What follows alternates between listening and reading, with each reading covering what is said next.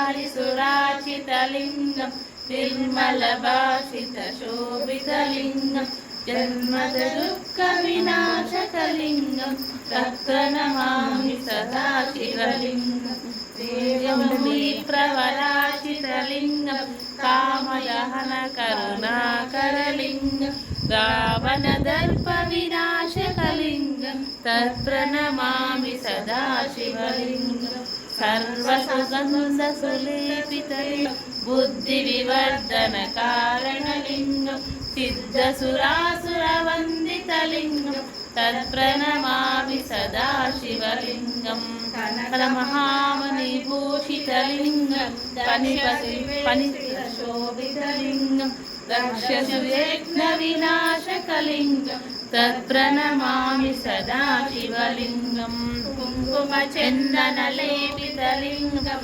पङ्कजहारसुशोभितलिङ्गं सञ्चितपापविनाशकलिङ्गं तत्प्रणमामि सदा शिवलिङ्गं देवगणाचितसेवितलिङ्गं भावैर्भक्तिभिरेव च लिङ्गं दिनकरकोटिप्रभाकरलिङ्गं तत्प्रणमामि सदा शिवलिङ्गम् अष्टदलोपरिवेशितलिङ्गं सर्वसमुद्भवकारणलिङ्गम् अष्टदरिद्रविनाशकलिङ्गं तत्प्रणमामि सदा शिवलिङ्गं सुरगुरुसुरवरपूजितलिङ्गं सुरवरपुष्पसदाचितलिङ्गं परमात्मकलिङ्गं तत्प्रणमामि सदा शिवलिङ्गं लिङ्गाष्टकमिदं पुण्यं यः पठेत् शिवसन्निधौ शिवलोकमोप्नोति शिवेन सह मोदते।